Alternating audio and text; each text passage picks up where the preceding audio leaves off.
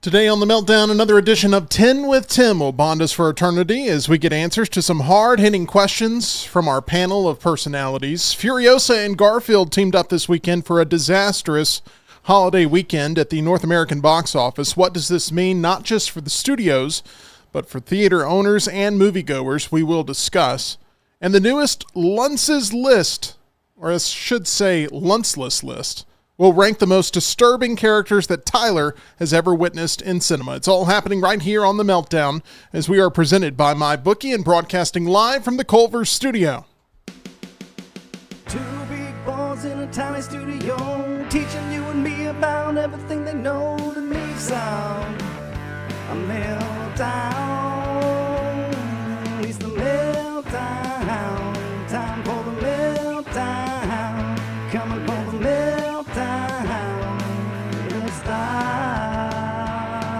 the show. And welcome into another edition of The Meltdown as we were happy to have you here every single weekday live, 2 o'clock Central, 3 o'clock Eastern, right here on this channel. If you have not already, we'd love for you to subscribe. Be a part of the journey with us as we're looking to get to 2,000 subscribers by the end of the summer season. We appreciate all of your support. Make sure you smash that thumbs up button for us here on the live stream. I'm your host, Tim Melton. My co-host, that is John Lunsford, who is undergoing yet another medical procedure today, working to get back for a triple threat trivia title match showdown tomorrow, where he will take on his father, Tim, and the man that has become his trivia daddy in Spud. It's going to be happening tomorrow. Triple threat trivia showdown. It should be a great one. Make sure you are here for that. Tyler, you are here playing the role of co-host. You are also analyzing this triple threat trivia matchup. How do you think it's going to go tomorrow? Spud's gonna win again. I think that's simple, huh? I think Tim Lunsford will put up a really good fight, though. So you think it's going to go Spud, Tim Lunsford, John Lunsford? I think so. Oh, wow. You know, John does watch these shows when he's out, and he's going to hear these words, and he's going to be grumpy when he sees you the next time he sees you. It's not going to be a pleasant experience. Well, if you look at the board, there's a Luntzless list today, so he's going to be grumpy with me anyway. That is correct. You have really no winning proposition here. EG is making things work from the producer role today. You went to the beach this weekend, is that correct? I did. I have a nice glow to me. That's your happy place. Yes. Any fun experiences? I don't know. Did you see any sort of marine life out there Yeah, in the ocean? jellyfish, actually. Yeah. There were some jellies. It was an excellent, relaxing stay. I love the beach with everything in me. I love reading a good book, so I finished a book on the beach and ate some good food, crab dip and some artichoke and shrimp dip. It was amazing. You know, that's my favorite thing to do is to read, not necessarily on the beach, but at the beach. It's a place where I can get some great inspiration. I don't know what your favorite type of book is out there in that, but I like those self-help books. I like those sort of putting your life together in small pieces while you're out on vacation, trying to figure out what you're going to be when you get back. I like that. I love a beach read, so maybe like a light mystery, some romance, very lighthearted. Rocky knows. A light mystery. A light mystery. Like Nothing too scary. Yeah, this guy hadn't been murdered. He's been wounded. Yes. Very light.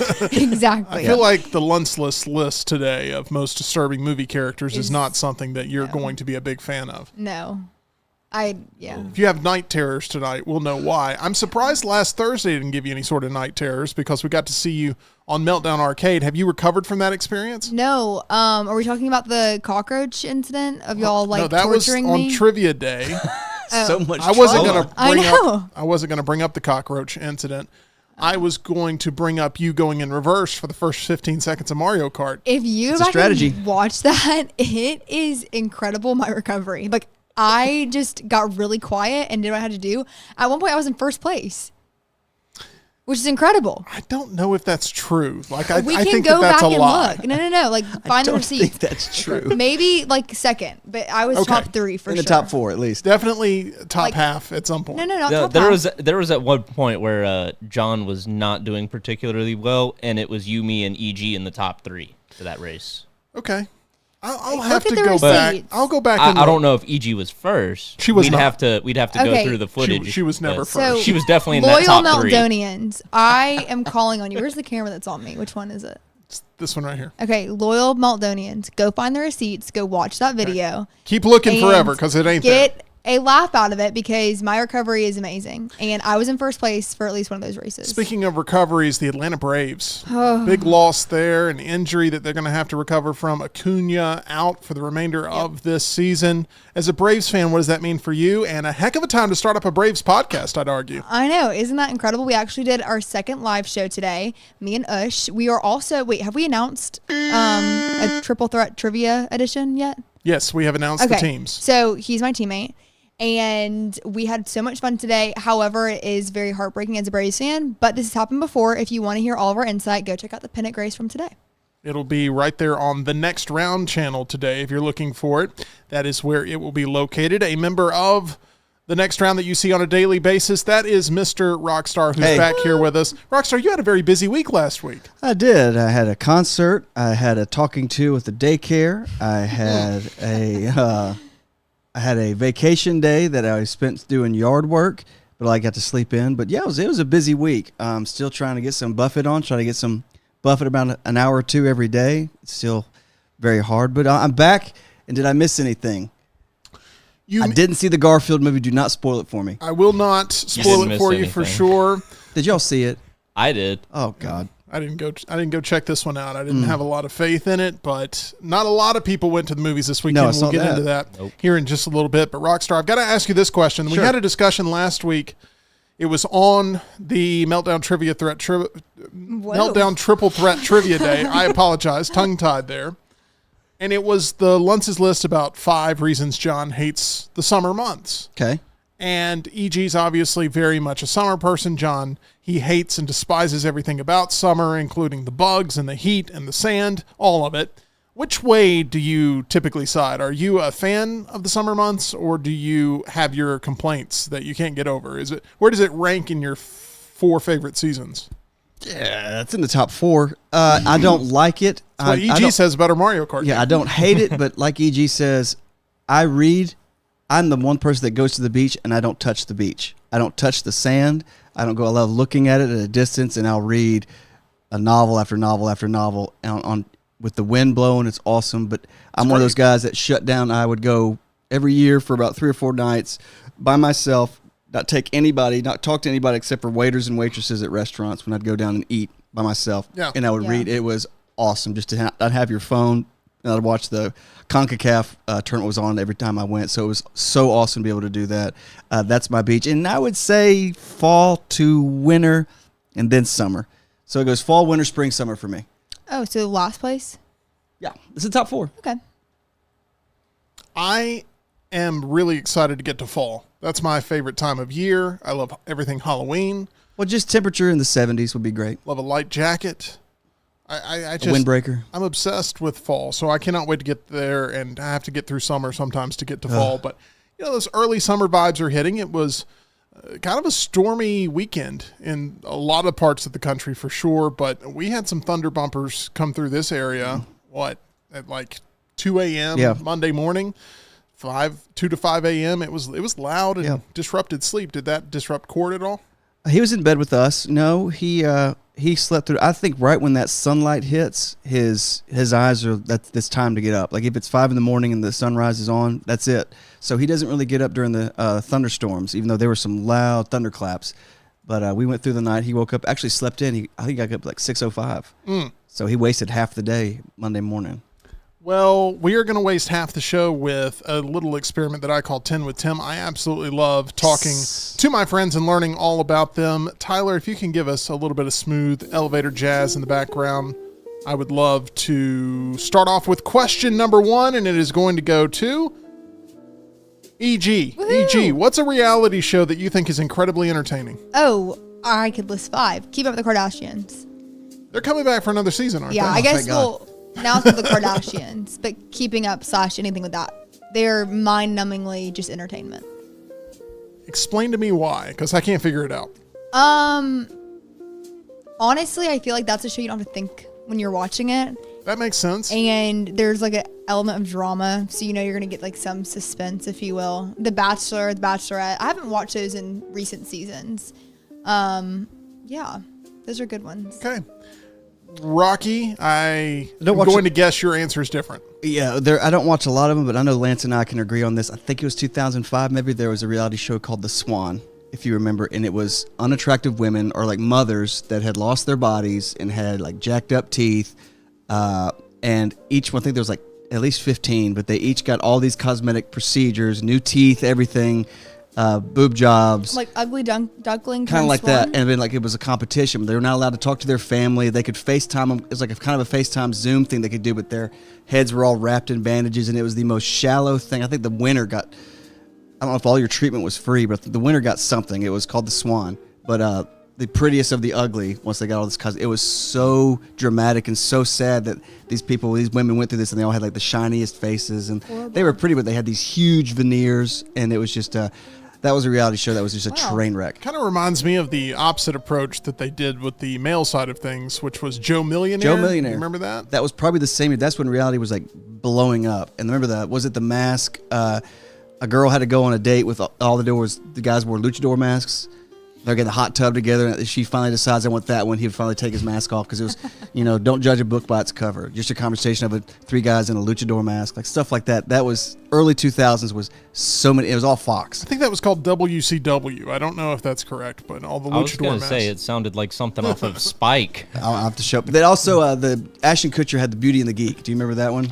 I don't. I remember Punked. I don't remember Beauty and the Geek was about 12 nerds, all guys, and then 12 beauties. Like Playboy models, all these, and they would have to team up. You'd have a team, like E.G. and Tyler would be a team, and they'd have to do separate things. Ashton Kutcher produced it. It was pretty funny. It was on the CW, I think. They did like 4 seasons, but the first season was actually entertaining because I've never kissed a girl, and then she would have to teach you how to kiss a girl. It was very uncomfortable. Sounds like it. Sorry for the long answer. No, It's you're been good. a while I've been in here. You're good. You're good. Tyler, what is a reality show that you find to be incredibly entertaining? Not nearly as entertaining as Rockstar's answer, but I'm gonna go with Pawn Stars. I Oh, love Pawn Stars. Good answer. So and good. then I also watch a lot of Ink Master. Best I can do is 350. I really like Pawn Stars. It's one of those that will suck you in. so If you good. give it a minute of your time, then you have to have the conclusion to every story. Yeah. Does Shark Tank count? Because I a great love show. Shark Tank. Shark Tank's good That's too. probably what I watch Yeah. the most. I would consider that to All right, count. Shark Tank. I love Survivor. I am a Survivor junkie. Have been for a while. I spent all weekend watching Survivor. Never That's seen. awesome. Isn't it like 46 seasons? I've never seen an episode. Yeah, they're going on season 47 coming up, Wow. and I absolutely A lot of survivors. love it. Insane. Yeah, It's a great book. 2 seasons a year for 24 years now. So it's been a very exciting run there for Survivor. Can't wait to see how they keep that going, but they keep drawing numbers. They keep getting renewed. They keep dishing out 2 Survivors a year. Next question. In your opinion, Rockstar, how important are first impressions? Is it something you put a lot of weight in? Yes and no. I always say you only have one chance to give a first impression. I'm in between because there's some people that I've met first impression are awful, and then you kind of get to know them, and it's just like. But then once you get to know them, you kind of forget about that first impression. Now it's bad if I only met you once because you're last with that first impression. But I'm not going to say it's super important, but it's really important. It's a half-ass answer. I apologize. Do you feel like you judge books by their cover? I'm shallow like that. Like I will, I'll admit it because I'd imagine people are doing the same about me. Like it's one of those things where I'm one of those guys that I know that there's people that listen or watch the show and love it for every aspect but me, for every aspect but Brown, for every and it goes for all of us. There's certain factions of the population that go, I love the show, I hate Rockstar. So I accept But it's that way with every show ever. Yeah, but like I'm not one of those ones that like everybody has to like me, and like I don't want to give you a false first impression that I am like this perfect nice guy when I try to be as real as I can be. I don't try to put on a facade, but I don't try to be a DICK either. You try to be Rockstar both on and Amen, off the sister. air. Tyler, how important is a first impression in your opinion? Depends on how often we're gonna see each other. Like, if it's just like someone you would only see maybe once or twice a year, or maybe it's the only time you're probably going to run into them, very important. If it's someone you're going to work with every day, then like Rockstar said, I think the first impression fades away, and then you get just like an average impression. Fascinating. E.g., how important are first impressions? Extremely. I cannot overstate their significance. You think it's more important for women than men? I think it's more important for celebrities. Yeah. Yeah. I am saying this as a recruitment chair, former with 80 So first impressions were very significant when doing that process. And I think in business, and especially like the sports industry, what I wanted to go into, that is something I've always put a lot of weight into, because you may only see that person one time, but that person may be the call that's made to put you through to the next phase of something, and they can remember, oh, I remember meeting her, XYZ, she made a good impression, all that good stuff. So I put a lot of weight into that. We have a lot of your reality shows that are coming in that you guys love, including Chase, who says Bar Rescue. Our rescue's great. I know it's fabricated, but I think it's funny. John Taft is his name? John Taffer. Taffert, damn. Boomer loves Pawn Stars. Charles says Ink Master's great, even with all the stupid drama between artists. Along the same lines, the VFX makeup show Face Off is worth checking out. And no love for Survivor in the chat. It's okay. Maybe 20 years ago. Yeah. Next question. Tyler, when was the last time you sustained an injury that required a Band-Aid? I guess it would have been around last November. This was like Very specific. I remember getting hurt too. It was so dumb. There was this little like almost like clip for pants on one of my hangers, but it was crooked, so I was going to try and take it off. I remember this. Yeah. And I gashed my hand open. I think I remember you having a bandage. Like, you had a bandage, a legit band, not just Band-Aid. Oh, yeah. I had my hand Yeah. wrapped up fully. I used some tape to, stick myself back together. Well, I'm glad you survived that incident. Would you say you're injury prone or accident prone? Absolutely. Would you say you're someone who's in that category? Absolutely. Okay. Just from my brief experience, my first impression of Tyler, I think you're referred to by some people as being the Tasmanian devil. You just come in and you wreck shop for a little bit, and like Chevy Chase on SNL a little bit. Gerald Ford. Got that same sort of vibe. E.g., when was the last time you needed a Band-Aid? Last week, Nick's kids tournament, I had blisters. I like wearing heels. I like wearing wedges. I had to walk a golf course. Didn't realize that was going to be the case. Whew. So I'm glad we don't have to put up with that, guys. I really am. Yeah, I stopped doing that years ago. I know. I'm not trying to impress anybody. It's not good.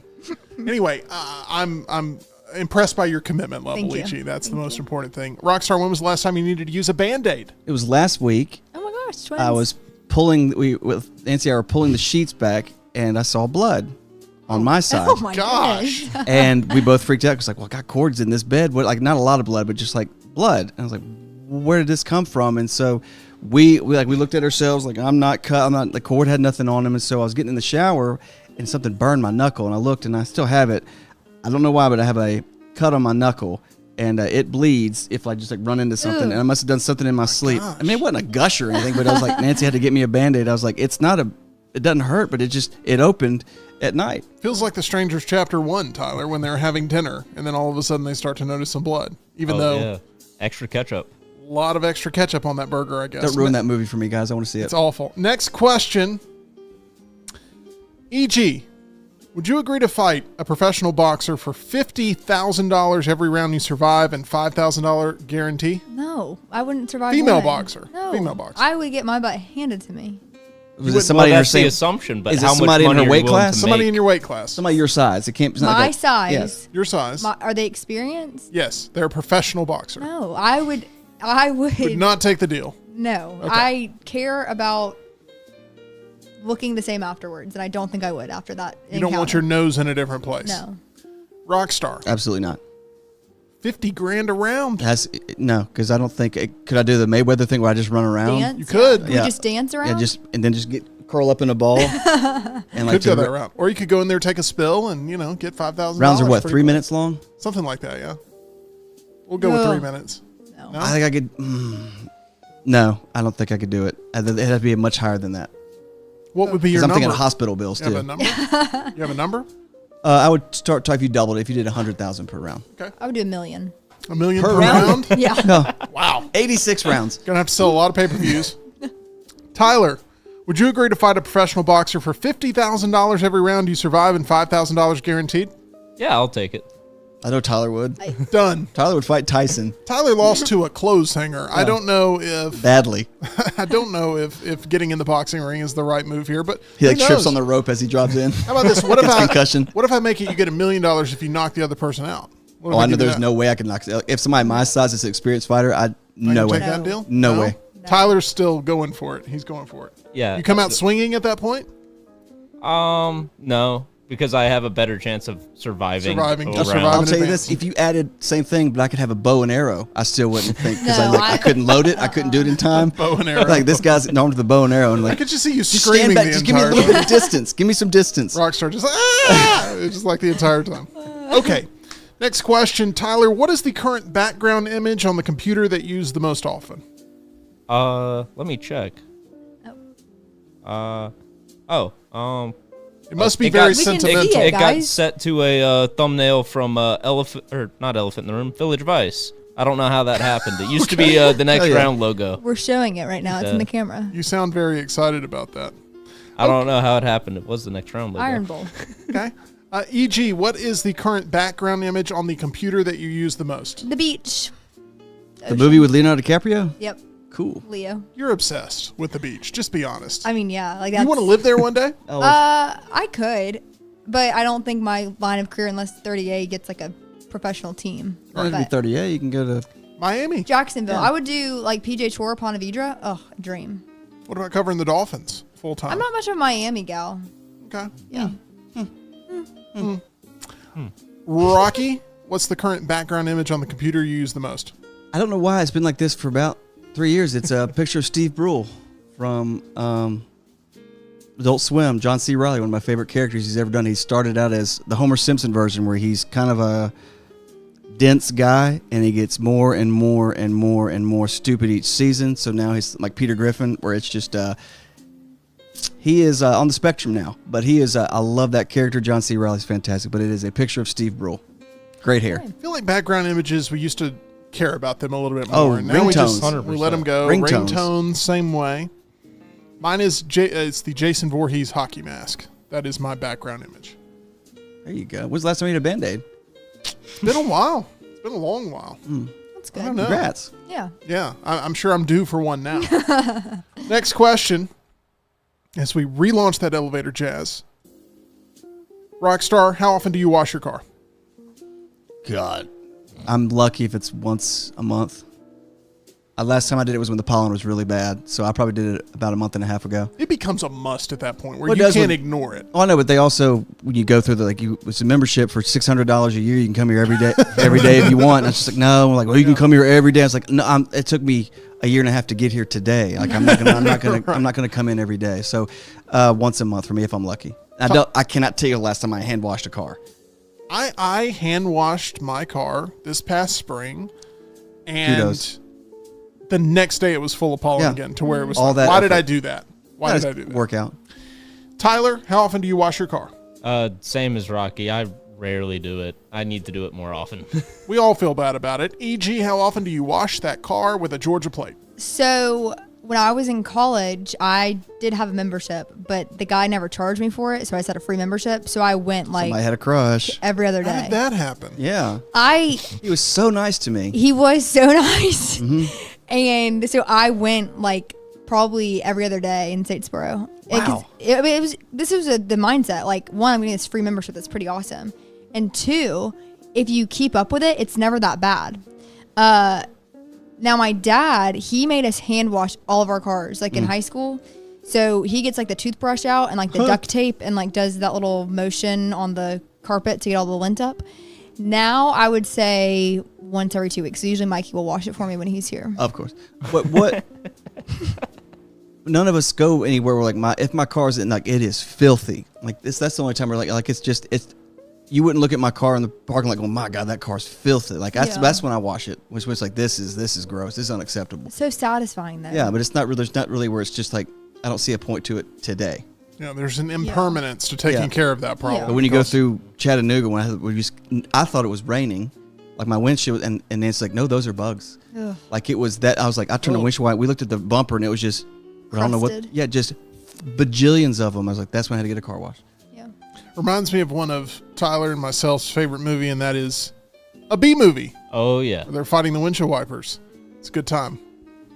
Good Wasn't bonding moment. Chris Rock in that scene? It was Chris Rock in that scene. People in there are listening to NPR. It's funny because you hear the bugs screaming and having a really tough time, and then you hear the Tough soft, time. soft whispers of God, this is a NPR. tough time. I will defend a B movie. I will. I like a B movie. Not much about Jerry Seinfeld other than that I will defend, but I will defend a B movie. All right, next question here. Tyler, are you a fan of fireworks? Because I can see you right now blowing off a finger or two with fireworks at some point in your life. I'm kind of indifferent on fireworks. Like big fireworks shows just don't really do anything for me. But I'll shoot off a few bottle rockets on 4th of July. Hell yeah. That's a couple bottle rockets. Hell yeah. Pop. I can tell, Tyler, that you don't smoke most of the year, but I feel like shooting off those bottle rockets, you got a cigarette in your mouth during that time. No. Okay. Boogie Nights.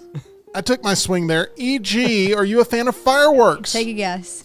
I'm going to say no. Oh, no, I love fireworks. You love fireworks? Yes, 4th of July is like kind of my favorite holiday. Kind of. I Because it's in the summer months? wish my birthday was on 4th of July. Like if I could change the date of my birthday, 4th of July. Summer, If I could change you're the date off of my work. birthday. If I could pick it. Fireworks, great Your vibes. spiritual birthday My spiritual birthday is July 4th. is July 4th. I love fireworks. We actually saw fireworks at the beach, and it's just so fun. What are you eating on July 4th? Birthday cake. Buffalo chicken dip Oh. from Publix. Some steaks. We're grilling out. It's corn on the cob.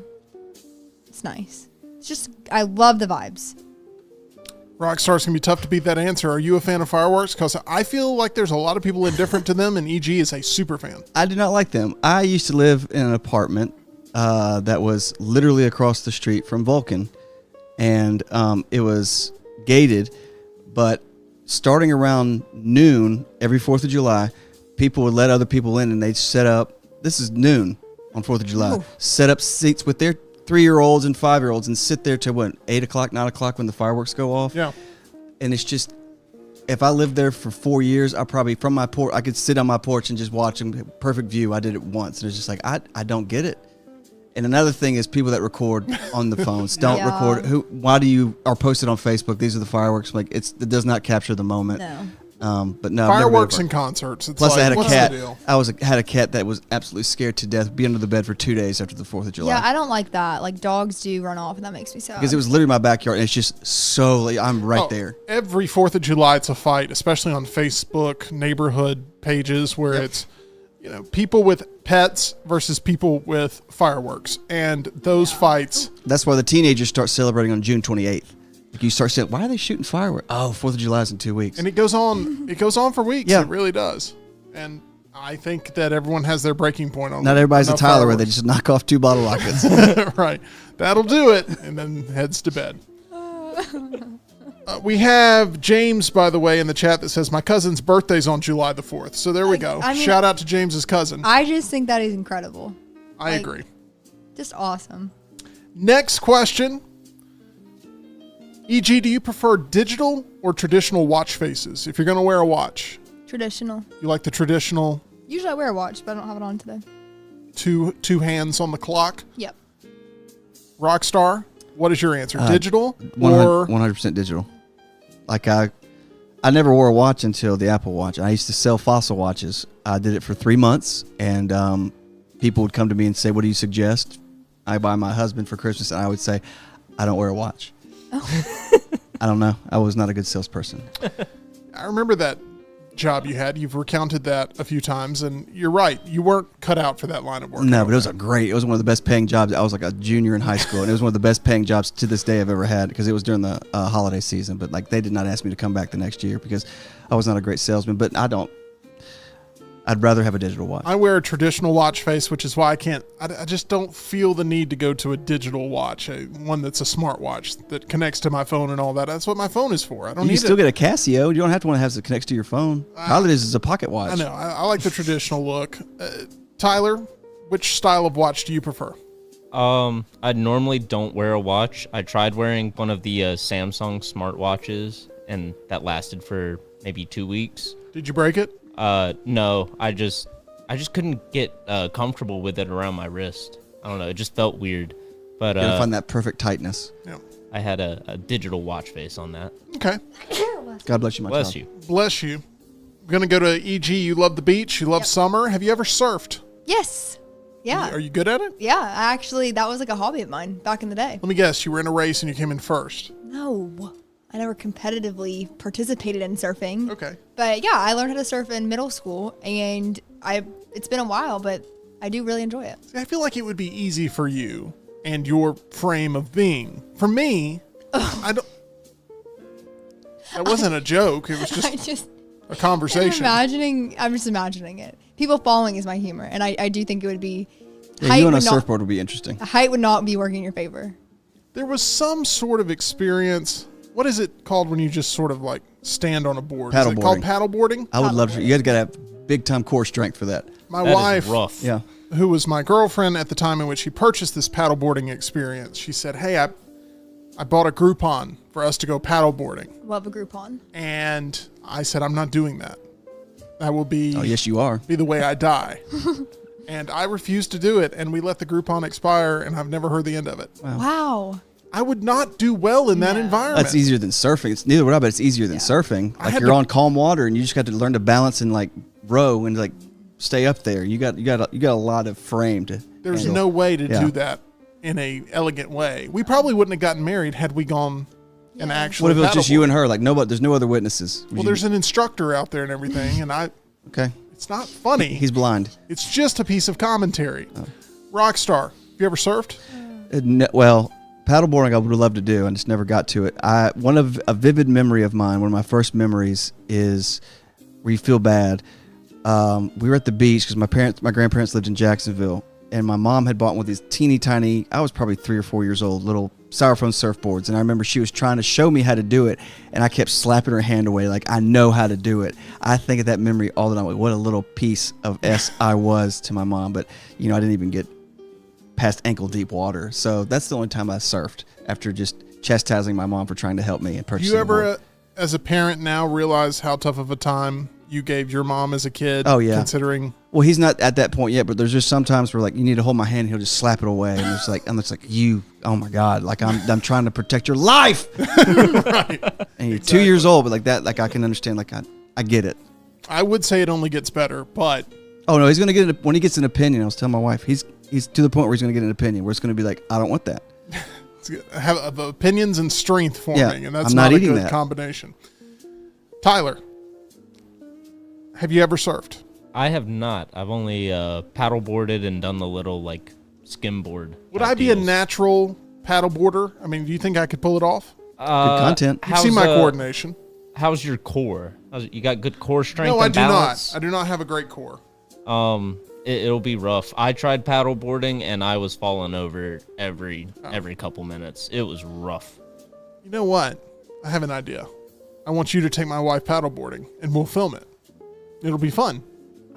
Or we could not. We'll sign the contract later. Okay. Question number 10. This is going to be our final question in 10 with Tim, and it's going to go to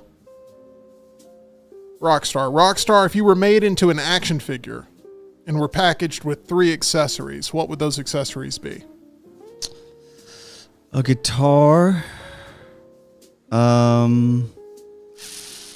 sunscreen. That would not be a fun thing to play with That's as a necessary, Tim.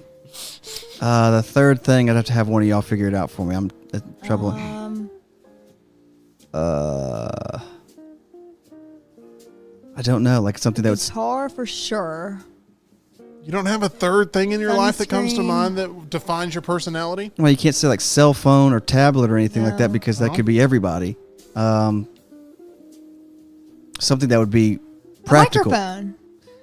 Yeah, but I think the Like the microphone and the guitar. guitar are the same thing, in the same Yeah. concept. So I don't know. You want us to circle back to you? You'll Yeah. figure it out. Yeah. Yes, You're sir. gonna come up Thank you, with it. kid. Just nervous. Tyler, what are your 3 accessories that are coming with your boxed action figure? I don't know. Oh, gosh. Do we not know each other in here? Do we not know ourselves? Do we need to I come up don't. with some for each other? Tyler, you would have a Supreme hat. Yeah. Okay. Yeah, that was one I was Duh. thinking. We Okay. got 2 more. You'd have a martini. A You like martinis? Okay. Pretzel bites. Isn't that, Pretzel what you, bites. isn't that what you order at the movie theater every time you go, a martini? It's seriously? It's Amaretto sour. It's a sour apple and vodka. Wait, that's like some lore about Lionel I didn't know. Oh, yeah. He not- walks up to that bar like he owns it there at the movie theater. Wow. That's his domain. Well, also I think Tyler would come with the hand truck too, because I always see him with the. Oh, yeah. yeah. That'd be great. Hand That'd be truck, Yeah. Done. a sour apple martini, and a supreme item. I don't think it's a martini, but Oh, sure. okay. In Well, my sour We'll go world, with you're it. drinking Okay. The martinis. sour crystal apple or whatever. Sour crystal apple. E.g., what are your 3 items? Okay, I'm going sunglasses because I love sunglasses. I would do some sort of tote bag. No, you're gonna have that little wheelbarrow of all your equipment that you have toting. Oh, my wagon? Yeah, your wagon. Ugh. Oh, a piece of red velvet cake. Piece of red velvet cake or any sort of candy. Yeah, like Sweet. bag of sour candy. Yeah, bag And a of little sour teeny candy. tiny PowerPoint. Yeah. A PowerPoint yeah. presentation. See, I can do other people. I can't do me. There's got to be a third There's a thing, third one. Rockstar. Well, y'all aren't thinking of anything. I think we're all y'all's too. Let me think. Okay, so guitar is Do a it, lot. any of the characters you play on Rockstar's Playhouse, do they have like an accessory that would make sense for you to be able to? The Gary the Gator little hat that's too small for me. I do like that one. I don't know. Lunsford would be the hoodie. Yeah, the tie-dye hoodie. Mm-hmm. The big ass sunglasses that are like fluorescent that like Dan and Dave wore at the Olympics. and a video game controller. Yeah. Yep. Yes, there you go. Yep. Yeah. See? He says his 3 would be a video game controller, a football, and a taco. Oh, I love tacos. I don't feel like I see him with I love the beach. tacos very often. Though. I love tacos. Do you? No, I don't see him with the tacos. Yeah, I don't see that. I don't see that either. But I Maybe- got the video game controller right at least. I feel like you would have like maybe a pair of like tennis shoes or It'd be a You're hoodie always for me walking? too. Yeah, a hoodie, some yeah, but nothing. Like someone saying nothing that'd be like, oh, I see what that do what that game. There's got to be something. guitar Okay. is such a lock. Mm-hmm. We'll figure it out. We'll figure out Rockstar's third item by the end of the show. I promise. Bottled you that. water, since that's all I drink. Oh yeah, that's Yeah. actually a Yeah. bottle of water. Perfect. You That's- have the most boring ass. Yeah, that's what I action said. figure ever. Sunscreen, a guitar, and a bottled water. Yeah, I It's don't like think. good- I think the sunscreen really brings down your Yeah. appetite with the That does. kids Okay. buying your. I would have Okay. lip Action gloss figure. in there too. Okay, Yeah. good to know. All right, and then we filled out Tyler's for him. Just we named 3 things real quick, and he's like, "Yeah, that sounds good." Okay, Tyler has a fun time at the movies. He got a chance to see Garfield. He got a chance to see Furiosa. Not a lot of people went out to the movies this weekend to see these 2 films. George Miller's Furiosa, a Mad Max saga, started off its North American box office with barely enough gas to make it to the finish line. The prequel to Mad Max Fury Road had hoped to win the Memorial Day weekend with a haul of 40 to 45 million over the 4 days, but underperformed like so many movies have this year. Furiosa ended up generating 26.2 million over the weekend, 32 million over the 4-day holiday weekend. It took $168 million to make this movie. That's not including marketing costs. Tyler, not a lot of ways that you can turn up a win here for Furiosa. It underperformed wildly. Oh yeah, I think the people who are going to see it, for the most part, are happy with it. But yeah, nobody's going to the movies this weekend, which is wild. Yeah, foot traffic was way down. There just wasn't that must-see event there. And Fury Road was a movie that was looked at as being very good for what it was, but it didn't generate a wider fan base than the original did, with this being a prequel in Furiosa. Fury Road earned in its initial 3-day gross $45.4 million and a total of $380 million globally. That was, 9 years ago. This new film sees Anya Taylor-Joy playing Furiosa, a character made famous by Charlize Theron in Fury Road. Chris Hemsworth also stars as the villainous Dementis. The other big Memorial Day opener was Sony's The Garfield movie, which actually had more people see it overall, Oh, wow. but not in those premium formats like Furiosa was playing in. So there were more people that saw Garfield, but Furiosa ended up winning the weekend because the ticket prices for it were higher. Garfield stars Chris Pratt as the title character, which I know you're excited That's Super about. Mario, is it not? It's a number of different characters, but yeah, also Super God. Mario. Garfield had $24 million over the weekend, $31.1 million over the 4-day, holiday weekend, as Garfield cost only $60 million to make. The movie's already generated $91.1 million globally. By the way, if you've been packing on the pounds by eating way too much lasagna and pizza, ice cream and cookies like Garfield, then visit our friends at Way to Wellness. They partner with each patient to develop a treatment plan tailored to their individual needs, focusing on weight loss and reducing health risks. I've been excited to be on my weight loss journey after going in for my consultation a few months ago. I'm feeling better than ever and getting more fit as the active summer months are finally here. I believe we all look for ways to get more out of our day, and when you're following a plan that allows you to be a better consumer and make better decisions, you in turn become a producer of better results. Leslie and her board-certified team taught me how to go about reaching my goals the right way. They're here to answer my questions, hold me accountable. You can learn more about a plan that works for you at Way to Wellness at aplanforme.com. That's aplanforme.com. As you see John and I in there tackling this challenge as we're looking to make 2024 our healthiest year yet. It was the worst Memorial Day weekend in nearly 3 decades for the overall box office, excluding 2020 when theaters were shut down due to COVID. Box office comparisons to the same holiday weekend in 2023, down by nearly 36% from a year ago when Disney's The Little Mermaid remake looked to win the crown with $118 million, one of the best debuts for the holiday. Overall ticket sales for the year remained 22% behind 2023 and a concerning 41% behind 2019 in pre-pandemic times. According to ComScore, Furiosa is the lowest number one Memorial Day opening in 29 years since 1995's Casper, which opened up to only $22 million. Christina Ricci, and that's it. Who else was in that? That's all I remember. Casper was in it. I don't remember much about Casper. It's not one of those movies that anybody talks about anymore. Never saw it.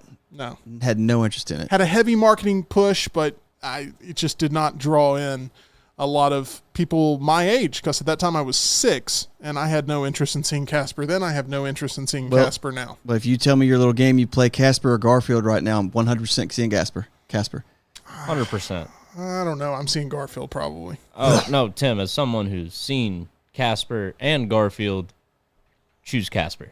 I don't want to see either one of them, and that's kind of the problem right now. Is Well, he's a ghost, so you don't really see him. That's correct. I don't want to see through any of them. Yeah.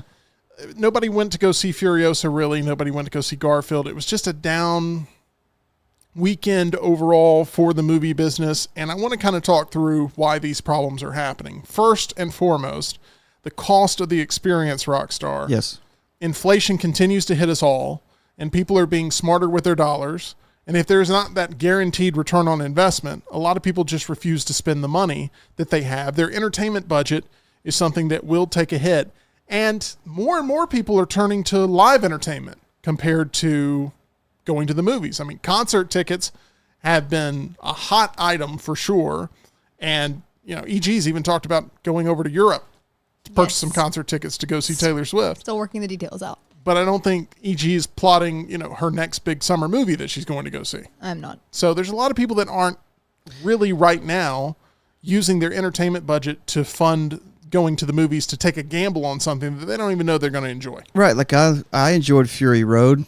Enjoyed the Mad Max movies. I don't have a desire to spend $23 on this film.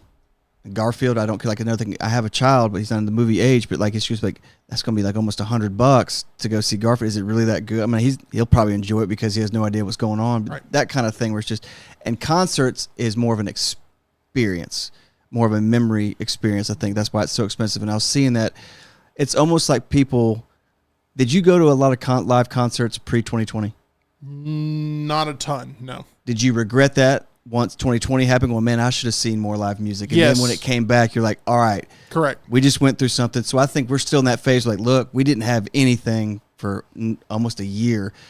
Whatever chance we get, let's go see Taylor Swift or something like that, because this pandemic thing may happen again. We may lose it forever. I saw a ton of live concerts in 2022. So I think there was a reemergence in 2022 when things really started returning. That's a good point. You're exactly right. Also, another thing that's plaguing theaters is a lot of people can just wait for streaming. Correct. It's like 2 weeks. And actually, if you don't go out to the movie, it comes to you quicker on the streaming platform. Like, it actually rewards you not showing up. So let's say, for instance, The Fall Guy, which came out to kick off the summer movie season and made $28.5 million opening weekend. It's already out on digital right now. You can rent it, you can buy it, you can watch it at home 3 weeks after it came out. Is it actually? Oh, yeah. Yeah, no, it came out last week for people to watch at home. And people could just buy it on demand. And these studios, they've been in constant negotiation with the theater owners, right? It used to be 3 months. It took 3 months. That's the soonest you could get it. And then they renegotiated it down to 3 weeks.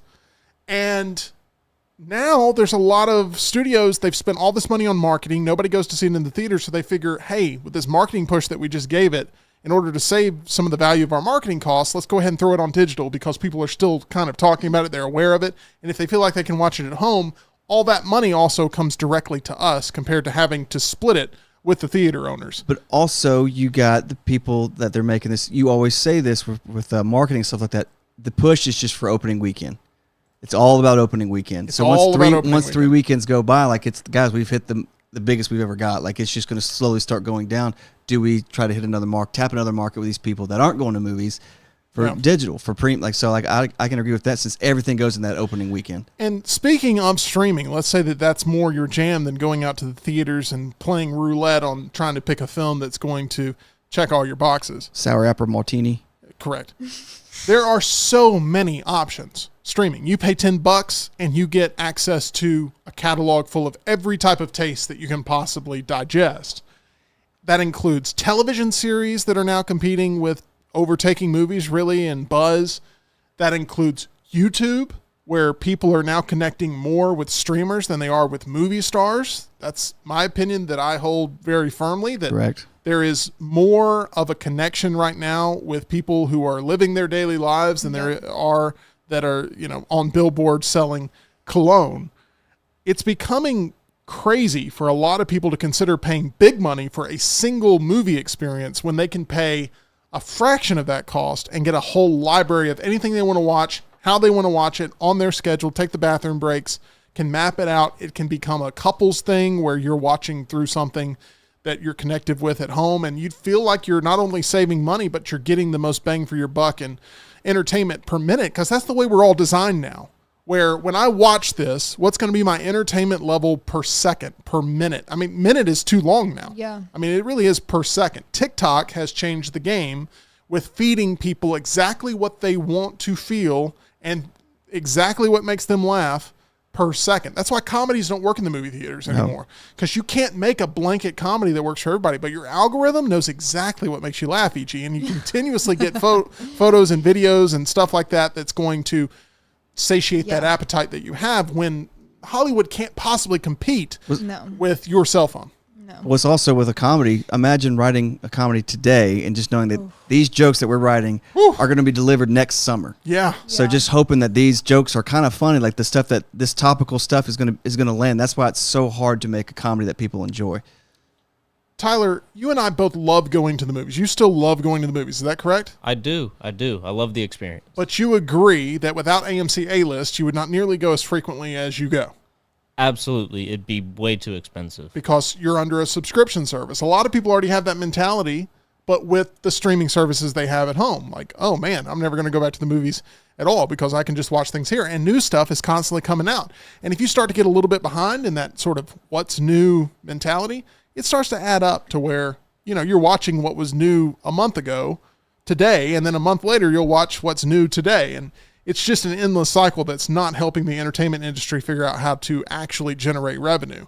And the quality of the experience is inconsistent. Yes, I was about to bring that up. Sorry for interrupting you, but yes. No, you're good. Well, I was going to say that movie theater etiquette has not been taught to it's the gone younger downhill. generations. And so I feel like we can all tell stories of the last 3 movies we've been to where someone's been on their phone, someone has been talking loud with their friends and not respecting other patrons there, when you can watch it in the comfort of your own home and don't have to worry about other people at the theater. I think we were already leaning this way before the pandemic, but during the Yes. pandemic, it accentuated the fact that it's now desirable to figure out every way possible to be away from people compared to be connected with Right. strangers. So sad. but- Because strangers hijack experiences. Now, Lunsford's been talking about this for a hot minute. I still think from a theatrical standpoint, the presentation that you get inside of that theater with the sound system you get, the seat, the feeling of, being there in a live auditorium, it outweighs the nuisances for me. not for him any longer. He's completely cashed out and he's ready to jump into that streaming only lifestyle. I'm not there yet, but unfortunately we have to continue to almost give charity to a business that right now isn't worried about the consumer experience, which feels counterproductive because you're paying more money into a system that's not rewarding you. However, it's the only way to save the system to where then it can be corrected for future generations to enjoy cinema, which I think is an important experience to have. Quality of the movies themselves, Rockstar. Yeah. They have not been great. Older generations feel excluded from what they grew up on, and younger generations feel like they'd rather support other mediums. They'd much rather play video games. They'd much rather get on TikTok. They'd much rather get on YouTube. They'd much rather watch television. They want those quick hits of dopamine. I was at a graduation party this past weekend, and there was a group of teenagers that were operating the playlist. I didn't have a problem with the songs they were choosing. They only do like 30 seconds of them? But they only wanted to do 30 seconds of every song, and then horrible. they'd swap to the next song because I guess they've been programmed I got a verse and a hook. That's all I need. as like, hey, why are we wasting our time with getting to the end of the song? It used to be the argument of like, oh, people don't sit through and listen to entire albums anymore. They won't even sit through and listen to entire songs anymore before Correct. they're like, Scary. oh, I'm missing out on something else. That fear of missing out has been ingrained in our head. When you're in a theater, Correct. that's basically like a prison for those types of mindsets. You got to sit still for 2 hours. Don't look at your phone. Right. This is something you paid to see. Like, it's something Yeah. you're interested in, but it's just like, I can't. Like most people today, if you're watching a TV show or a movie at home, you still look at your phone. Right. You're supplementing it. Yeah, with so it's just something like I'm else. totally interested. And that's why I said about Better Call Saul and Breaking Bad are the only two shows that I would literally put my phone down and I would be super focused throughout the episode. But it's just like you yourself are guilty of it. You're sitting there for no reason, just look at your phone because it's just what you've been adapted to doing. Conditioned. So I go to a doctor's waiting room. Everybody's on their phone. People are still watching movies, but they are watching them on their own schedule, their own times, and it really is something that's just sort of playing in the background to their daily life. Or it Correct. is something that they're watching on a plane to try to, match something up with their flight time. What's interesting if you say something like that, you think about time. And people always say the thing like, where I'm not going to watch a movie. I don't have 2 hours to spend, but then you'll watch 7 episodes of your favorite show or something like that. But the other thing is the fact that you're so inundated with choices. That's my tattoo. Oh, yeah. You're so inundated with choices. You spend more time going, oh, I don't want to watch I do want to watch that, but not tonight. Ooh, that looks good, but I don't want to watch. You're spending 40 minutes. takes you- yeah. And then you start 20 minutes. You're like, okay, I'm about done. I'm going to bed. I'll finish Right. this tomorrow. So it's just, you're so inundated with choice. And And some of them are only- not good. You're not only saying yes to one thing, you're saying no to the infinity Yes. on the other side. It's almost like all these expire if I choose this one. So I got to make it why- the right selection. It's why people go back to the office. It's why people Yeah, go back to it's comfort. friends. Because you know you're going to like it. Because you know it's going to reward you. And I also, this is from my perspective, and I don't know if you guys will agree with this. I feel like in recent years, mainstream media from movies, TV, it almost feels like I'm trying to be taught a lesson or I'm trying to be persuaded into something. Whereas older television, older movies, that wasn't as prevalent as it is now. Did you watch the Bama Rush documentary? I have opinions on it. I couldn't make it through. So the Bama Rush documentary that opinions came on I out. need to hear about this. There was a Bama Rush documentary that came out on Max that was promoted as giving you the inside to how Alabama fraternities and sororities work. And it was going to sort of break down the system. And it was going to be an investigative hit piece. And the university's worried about it. And they're kicking people off of campus. And it's going to be really like, it's going to reveal the whole Inner workings. inner workings of Greek life. And it turned into the director's struggles with alopecia and how she felt excluded from Greek life because of alopecia. And it was the biggest misfire I've seen in a documentary in quite a long time, where this director decided my message is more important than the message that I've sold the film on. None of that was used in the marketing. That Or it the was trailer, like- the trailer like just totally misleads you. So that means you don't have confidence in your product. So it draws you in with the hook and then actually wants to deliver to you Something. messaging that you didn't sign up for as a viewer, and a lot of people hated that bait and switch. Yeah. And I assume you were one of them, EG. Yeah, well, I also, as a member of Greek life, I know that it is not perfect. I'm not going to claim that. And I personally really enjoyed my time as an AD Pi at Georgia Southern, and I was very involved. I think there are a ton of benefits to it. And so initially, when you have a documentary like that coming out, if you have had a positive experience in Greek life, it's like, well, you get defensive automatically. And that could be for anything. If there's some documentary about, I don't know, bands and how horrible they are and how we're going to reveal everything that's wrong with it and how it's a detriment to society. As a band member, you're like, well, what the heck? That's not my experience. Again, I'm not taking away from people who have not had a positive experience within those organizations, but that was an example of you are trying to criminalize an organization, which honestly, there are certain facets that could have worked. If you don't even have to dig in some chapters, you could have found that information that you wanted to find, but instead you drew all these people in and rage and anger towards these organizations, and then you put your own messaging on it about trying to teach people a lesson. It was frustrating. The best directors working today are the ones that are still thinking about the audience that's viewing the content, not what their own personal belief system is or their own personal experience. Now, using those to help form the story, right, that's a whole different argument. You know, like what Steven Spielberg did with The Fabelmans, right? That's his life story growing up, but he presented it in a way that wasn't the Steven Spielberg movie. And for the most part, it worked. I just think that we are at a time right now where people are not willing to give over a ton of money to then lose control and be held hostage and be held captive. And that is what you get with the theatrical experience currently. Because once you walk in those doors and once you buy that ticket, you have no control over how the experience is going to go from that point. And it drives a lot of people crazy that they have no control. When at home, you have infinite amount of choices and you have infinite amount of control. So it takes something that is truly an event to bring people out, a sense of urgency. I've got to see this now before it gets spoiled for me. I've got to be a part of this movement. That's what we saw with Barbenheimer last year. Top Gun, too. It's what we saw with Top Gun Maverick. It's what we're going to see again this year with Deadpool and Wolverine. It's going to draw people out. And then the theater industry is going to go, see, people still like going to the movies. Deadpool, Wolverine, too. Well, that's what it's going to be like. They'll see will get massive success of like, what is it? Despicable Me 9. Yeah. Like, it's just they print money, so we're going to keep going to that well. Also, I'm one of those guys. I never thought I'd get to the age. I would love an option to watch with subtitles.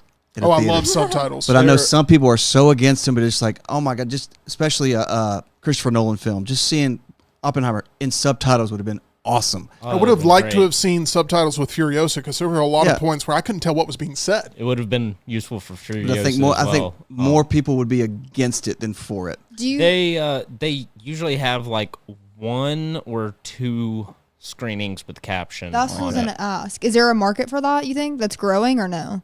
Yes. Because people at home are watching things with subtitles.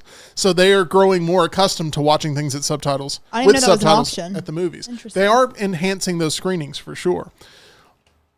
Studio budgets are also completely out of control.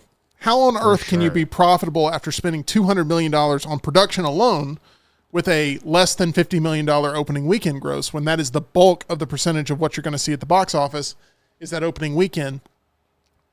The math doesn't add up. It doesn't make sense. I wonder if there is a system here where instead of there being theater owners, maybe theater owners go belly up. Yeah.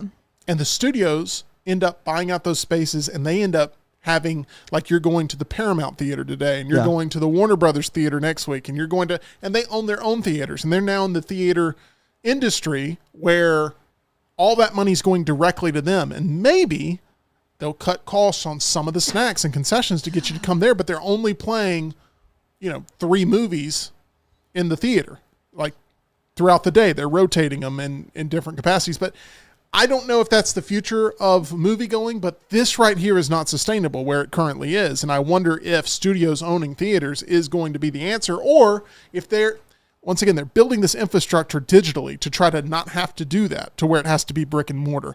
But the streaming services are not generating the type of money and profits that a theatrical distribution can deliver. They're actually losing money for a lot of these big streamers. And I thought I saw something you just don't think about. I saw an interview with Matt Damon, and they were talking about how the industry has changed and everything. And he said, like, you lose a lot of money with these budgets and everything. He said, but you also got to consider 20 years ago, we'd make money from the actual movie in the theaters, then we would make bank on DVD sales. Oh, and that's going belly up. That was the biggest thing we would get because so many people wanted a hard copy of Good Will Hunting or VHS rentals and all that stuff. He said all those people want hard copies. That is non-existent now. So you're taking that out of your paycheck and out of the budget. Where like we'll make it back on DVD sales, like whatever it was, like a Zoolander or something like that. But that became a hit after it was at the theater. Once it becomes on DVD and stuff, like people like they love this film. We got to make another one 20 years later. But we don't have those anymore because we don't do straight to DVD. We do straight to Netflix. So if an Adam Sandler movie is super successful on Netflix, do they say like let's release the next one in theaters? Nope. No, he signed an exclusive deal with Netflix. So it's just you're boxing yourself in. All it is a race to grab up as many subscribers as you can and continue to have growth in that arena with more and more subscribers. But eventually you run out of people. Eventually you run out of potential customers.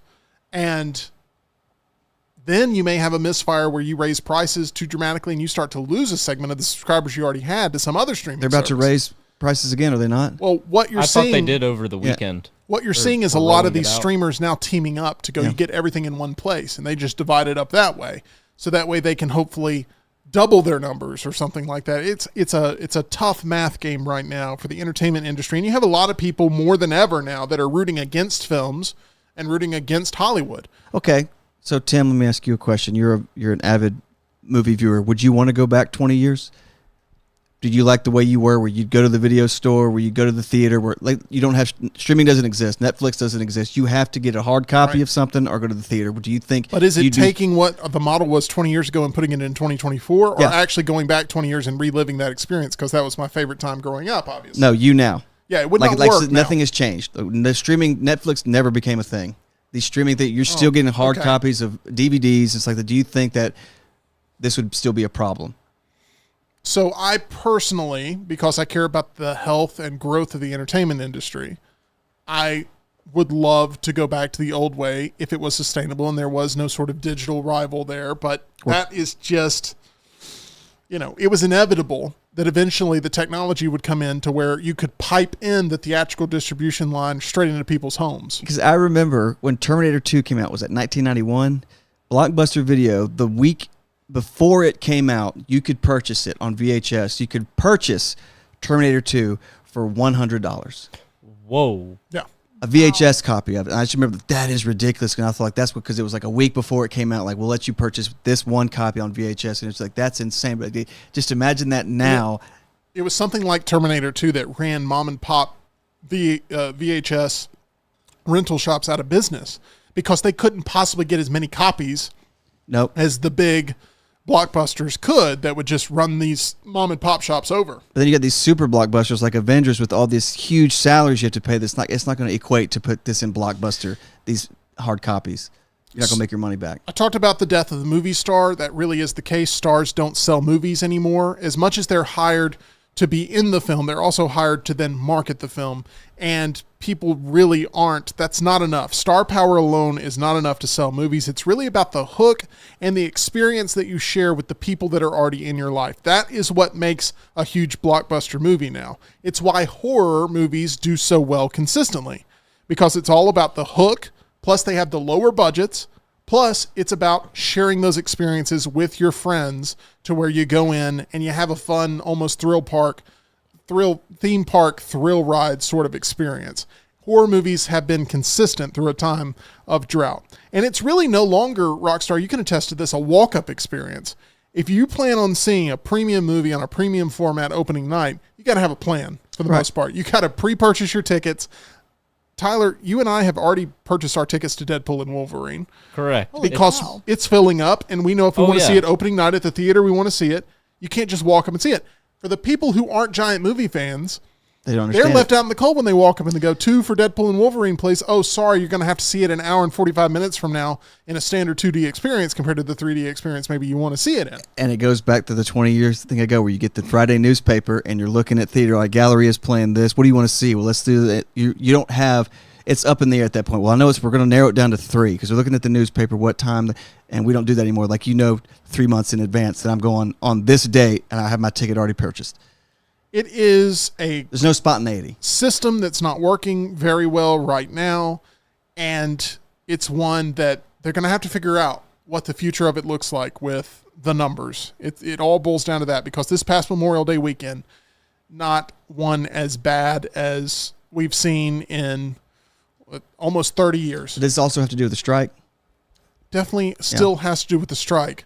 But a movie like Furiosa should draw more people Correct. to it. I would say so. The projections for everything have been off except for Kingdom of the Planet of the Apes, which actually projected basically at level, maybe even a little bit above expectations for opening weekend. It was right there in that range. Everything else has fallen flat. And I'm talking about in recent, months. I'm not talking about Dune Part 2, which remains the highest grossing movie of the year for sure. I'm talking about these recent big tentpole openings. They have underperformed for the past month for the most part. And I think it's going to continue on until we get to something like Deadpool and Wolverine. We'll see how Inside Out 2 performs. We'll see how Despicable Me performs when it comes out. Those are two family films.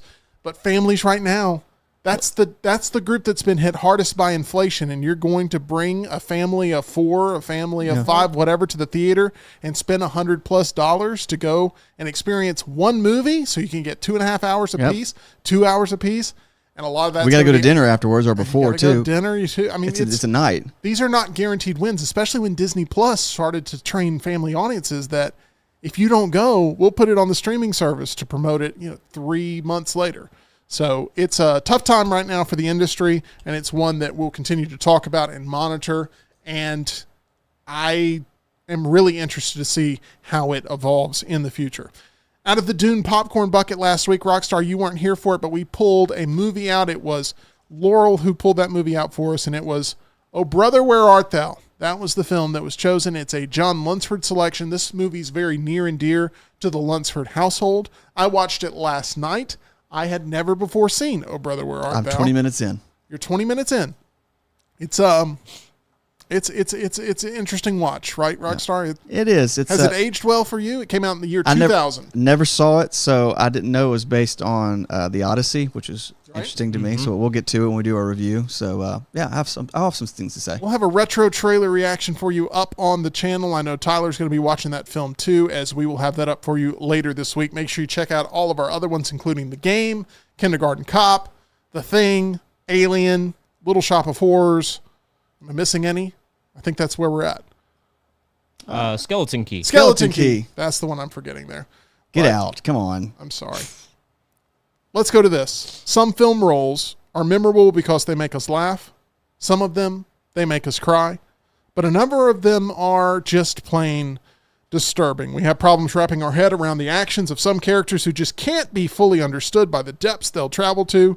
That's why Tyler is here to lay out his top 5 on this jarring edition of a lunchless list. What is this? What is this? What's this? What's this? Oh. What is this? What is this? What's this? What's this? Oh. Long since this to find. Long since this to find. Long since this to find. Long since this to find. All right, it is now time for another lunchless list. This one led by Tyler. So, Tyler, I need you to name the 5 movie characters that you feel are some of the most disturbing that you've seen on film. How did you approach this list, Tyler? So when you first sent this to me, I immediately started thinking creatures and all the different horror icons we have around the room. You got Michael Myers right behind Rocky. We've got Jason Mask over there. And then I thought, what's scarier? Just regular people. Because xenomorphs, they look terrifying. I think it's one of the best creature designs of any movie. But the stuff the xenomorph does is just kind of run around and eat. So It's acid on you. It hurts. And I do want to contest one thing really quickly here. Michael Myers, the thing that made Michael Myers so terrifying was just your average kid that on some night decided to stab his sister to death. The troubled youth. And you can't, okay. You're not trying to pull a Loomis there. You're just trying to be like, we're in a deli or something and you're talking about this. Yeah. I would say that part of the appeal of Michael Myers was regular kid gone crazy, but that's just one slight adjustment here to your opening thought process. And I can't wait to see where you go from here, but you're not looking for masks and gimmicks and that kind of stuff. You're looking for more could be seen as being a part of our reality in a very unique way. For sure. Disturbed personalities, broken psyches, that sort of deal. So basically E.G. Mama Fratelli from the Yeah. Goonies. Describing me to a T. EG, Mama Fratelli will not be making an appearance. EG, just your body language alone tells me how invested you are in this list right now.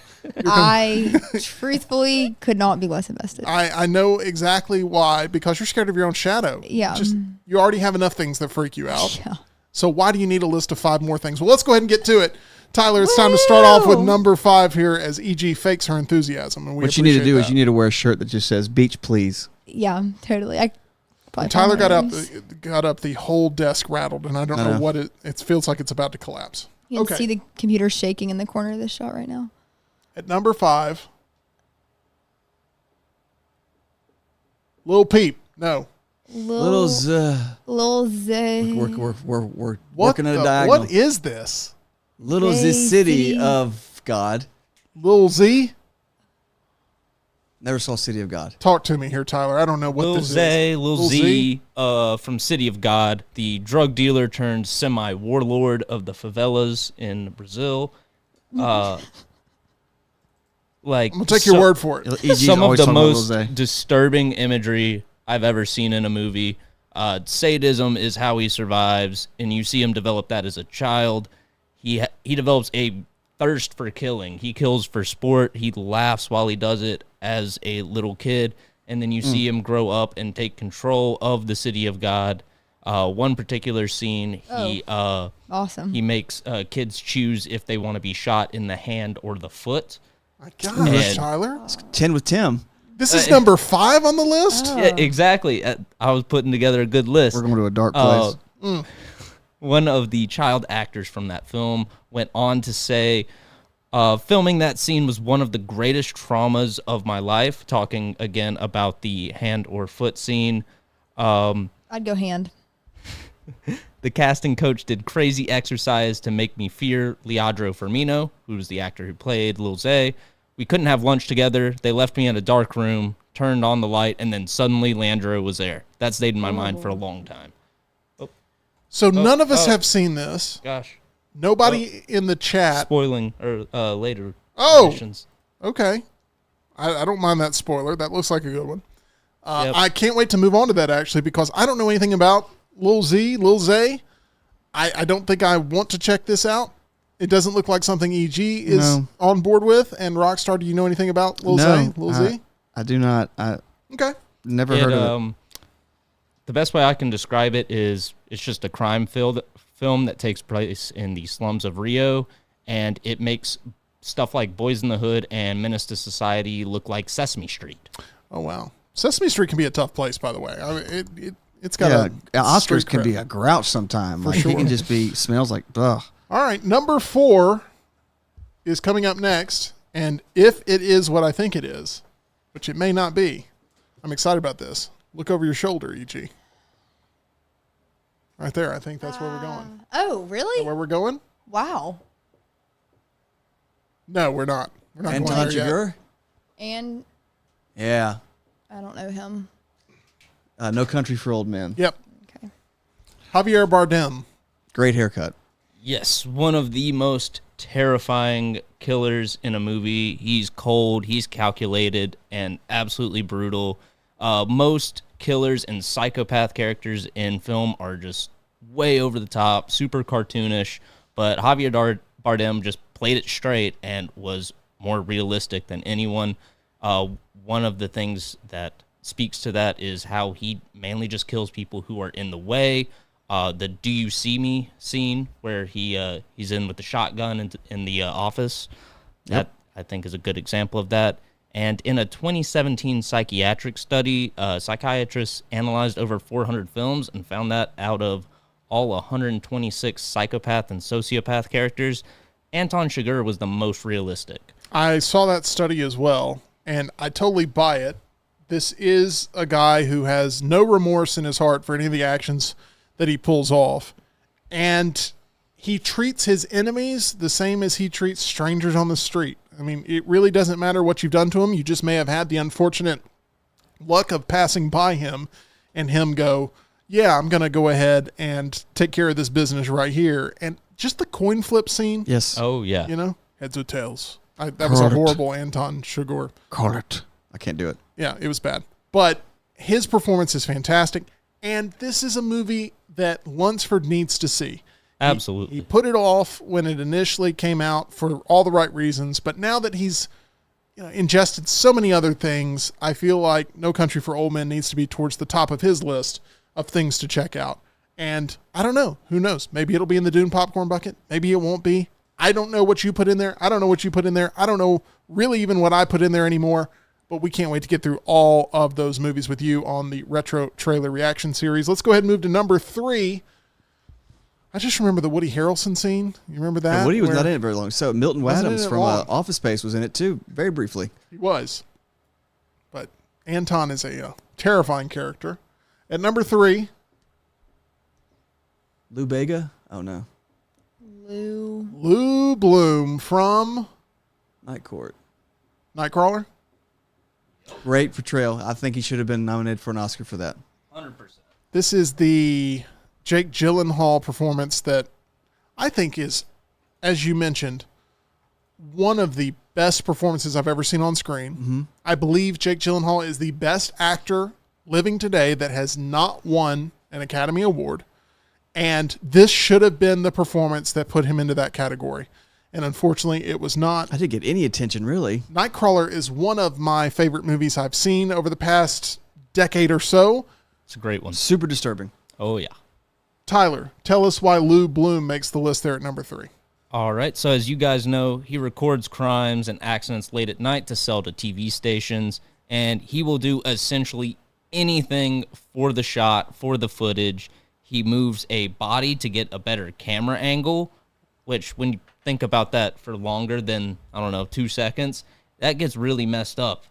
Got a cool car out of it, though. There's so much that goes on with that. He's and not now crazy. He's just hungry for opportunity. Yeah. That's the whole premise behind every one of his actions. Mm-hmm. He sabages another news van and then records the wreck. Which, and after the having aftermath worked in of media, the wreck. I know why you would do that. I do. After having worked in this industry, I know exactly why you would go through that route. Yeah, he stages crime scenes. It was a home invasion, I believe. And you just think, wow, this guy is a true sociopath. And he is. He exhibits all 4 main traits of sociopathy. A lack of empathy, which is clearly lacking the distinction between right and wrong. Impulsivity. He endangers others to meet whatever his goals is. He breaks laws, lies, whatever he needs to do. He's extremely focused on himself. He's charming, intelligent, but also extremely cold and extremely manipulative, and has trouble recognizing other people's emotions. He has trouble connecting to others throughout the entire movie, and he'll often refer to his plant, or he was just watering his plants to try and make himself seem normal. That's his idea of what a normal person does. In his opinion, success equals normalcy. Yes. And in order to be perceived as normal, he has to constantly talk about his successes. And it becomes a spiral to where he has to have bigger success after bigger success. He starts off as a legitimate photog, and it spirals into I can make more money if I'm manipulative about what it is that I'm recording. Oh, I can get a position at this news station. Oh, they'll rely on me exclusively. Correct. And he is literally cutthroat in a cutthroat industry. That is going to be it for number 3. We do have requests for you to never use the green marker again in the chat. But All right. who knows? Maybe you just like the craziness of the green marker and Yeah. what it brings. Moving on to number 2. Where are we headed next? Nightcrawler, fantastic film. Love that movie. E.G., what'd you think of it? All right. Yeah, it's EG's, not on my list. EG's going in reverse over there. Han Solo. Oh. She's trying to find the happiness in life.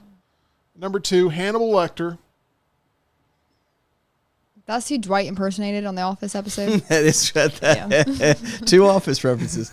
It's great. There we go. Is that the guy exposed Bill Cosby? EG, do you know anything about Hannibal Lecter? That was good. Would you go to eat dinner at Hannibal's house? Would that be something you'd be interested in? No, I know he was pretty messed up as a human. Do you guys think there's a correlation between people watching these films and wanting to enact the actions? What are you trying to say, EG? No, I'm just like, at what point do these films keep getting created? Like, are these inspiring people Truthfully. Like, I want y'all's honest opinions. Inspiring us to no. Trying to think of the scream line here, right? What was it? I see Anton Chigurh's performance in No Country for Men is fantastic. It's an amazing portrayal, but does it make me want to kill somebody? Well, no, I'm saying Movies don't create killers. No. Movies make killers more creative. Yeah. yeah, that's my point. Like, people that are already But you could do that with anything in the world. video games. If I wasn't Social accepted in this media. girl's sorority, like then, Do like you Yeah. think more people have killed over these art forms or their own personal relationships? Oh, personal relationships for sure. I'm just posing the question of Is it definitely something that can inspire people to take a next step? The answer to that is yes. yeah, but a comment on Instagram can do that too. But typically it's from someone who's already got other factors For as to sure. why they want to Yeah, enact some level of harm. Just interesting to ponder with, especially with social media too, and what you can find online. I do think there is correlation. E.g. just giving us an appetizer here for the discussion we're about to have about Hannibal Lecter, somebody Perfect. you do not want to dine with, as he will be eating You, a human. yeah. Maybe you. That is correct. Talk about why Hannibal Lecter, and this would be the Anthony Hopkins portrayal, why it made the list at number 2. Yeah, so his presence is just absolutely chilling the whole movie. Every word he says feels deliberate, and not just deliberate for the purpose of the conversation, but deliberate for his own agenda or to make a dig at the person he's talking to. Everything just feels multi-layered. He's extremely cunning, extremely manipulative. He makes Clarice feel like he's helping her work through some trauma, but it's all for his own agenda. And that, I think, is just extremely scary because before he got caught eating people, he was an extremely respected forensic psychologist. So, He's a brilliant individual. Same you're movie, just dude. dealing with a criminal mastermind. Would you rather go to dinner with Hannibal Lecter or Buffalo Bill? Well- Partial salt. Buffalo Puts the Bill lotion on the is skin. more of a direct threat. To females. Hannibal's more of an indirect Yeah. threat where he will make you comfortable and then attack. Yeah. And Buffalo Bill, he just wants to go for the easy kill all the time. It was a great movie in that there were two guys in this that are both really traumatic to see on the screen. And one of them, as soon as you give them all their attention, that's when Hannibal strikes and he takes over the movie. And it's really a wonderful balancing act that Silence of the Lambs is.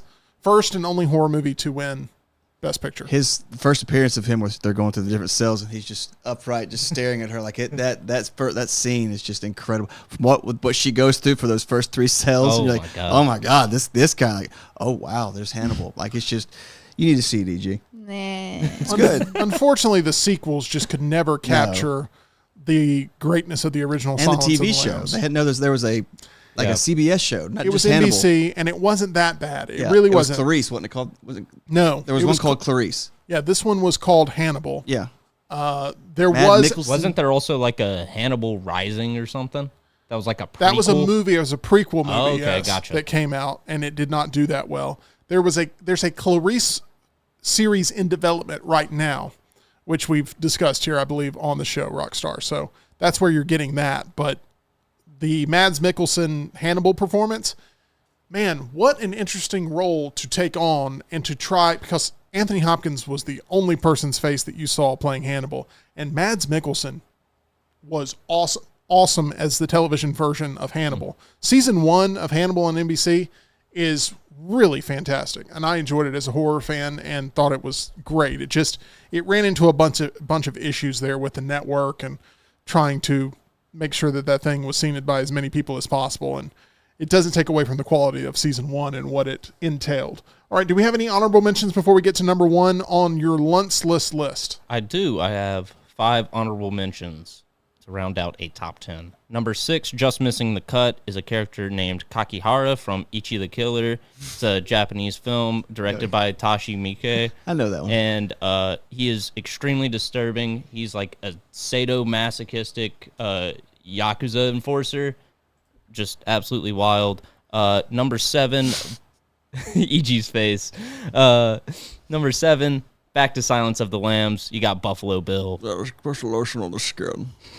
Such a good voice. That and your Bradley Cooper from A Star is Born is interchangeable. Yeah. It really is. Got a big nose. Yeah, just works either way.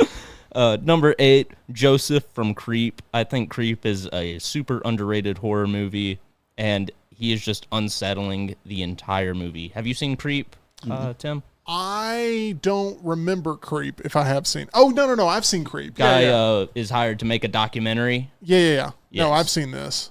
And I remember, I get it and Maniac mixed up. Gotcha. You seen Maniac? I think so. Okay. It's like Creep.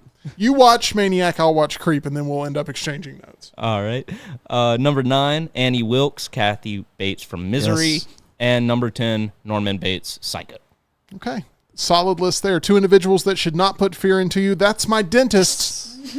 For years, I was terrified of going to the dentist after experiencing some of the worst dental work and pain of my life. That's when I met the heroes of my story, Dr. Jeff and Dr. Brian. They were my Clarice Starling, as they ended up opening their practice over there at Grants Mill Road at Alabama Dental Associates. They are very flexible with their office hours. That's one thing that got me in the door to visit their professional dental team that they put together. They're open tonight until 7 o'clock. You're not going to find a lot of dentists that have those flexible work schedules. If you need to find the best dentist in town, then I have found the solution for you. I'm so happy to share it with you. They not only have all the latest advancements in dental healthcare technology, but they also have the friendliest staff in town. For more information or to make an appointment, call them at 205-956-8977 or visit alabamadental.com, as they look forward to seeing you. Okay, let's go ahead and get to number 1 on this lunchless list of the performances that you found to be the most disturbing in the amount of cinema that you consumed at the age of 25. At number 1, Tyler is going with Heath Ledger's Joker. That's the only one I've seen on this list, and it's number 1. Wow. A lot of people would say that would be their leading candidate for the movie they've seen too. Did you see the inspiration for this, that he was not confirmed, from Heath Ledger? An Australian talk show host Talking to Tom Waits, the musician, and he was smoking the whole time, and he's kind of talking, like you see, and you can see when you see the Joker, it's like, oh my God, that is Tom Waits. And I think he may have said something that he took some inspiration from that interview. Yeah. Because if you watch the interview, it is 100% Joker. It's like on Australian TV or something. Yeah, and then you got Heath Ledger was Australian. And he found that, and he was like, this is the direction I want to go. And when this casting choice was announced, the internet lost its mind in negativity, saying there's no way pretty boy Heath Ledger can pull off the Joker. What are they thinking? And then it cost him his life. Yeah. I mean, you know, it was a accidental drug overdose that took Heath Ledger way too young, and he never got a chance to see the reaction to his performance, which was overwhelmingly positive. And there's a lot of people who hold the belief that if he had not died, he wouldn't have won the Oscar. And I completely disagree with that. He would have still won the Oscar. And in my opinion, it is disrespectful to the performance to even say such a thing, because it was one of the greatest performances in cinematic history. Tyler, why did it make number 1 on your most disturbing list? To be completely honest with you, Tim, I wanted to leave Joker off the list. It felt like a cop-out answer. Oh, everybody has Joker in the best villains list. Everybody loves Heath Ledger's Joker. And then I started going through all these different scenes of characters I had compiled for the list. And then I went back to the scene where Joker interrogates the fake Batman and then takes over Gotham News. Wow. That still works. Genuinely scared me as a kid, and it is still more disturbing, I think, than a lot of slasher villains. I'm looking for Harvey Dent. Just that really good impression. That was good. And always licking his. I guess that was for the prosthetics. He would keep doing that, but then he just made it part of the character. Yeah. He said it made his mouth all dry. There were moments of humor with the Joker in that movie. Uncomfortable humor. There was uncomfortable humor that work. It really, on the 100th time you watch it, it still works.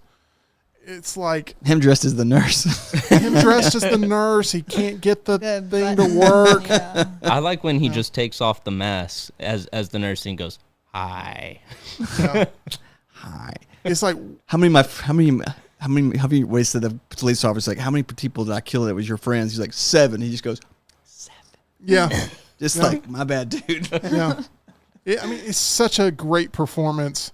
Steals the movie. The biggest complaint about the Dark Knight film is that the performance so much overshadows everybody else in the movie. Right. I mean, nobody else. Aaron Eckhart gave a great performance as Harvey Dent and as Two-Face. Lost half of his face for the performance. Completely overlooked. Christian Bale, more people remember him for the raspy voice that he used as Batman than they do for anything else in that movie with Morgan his performance. Morgan Freeman. Morgan Freeman kind of hanging out there in the background. Heath Lucius Ledger Fox. just dominates every minute of screen time he gets.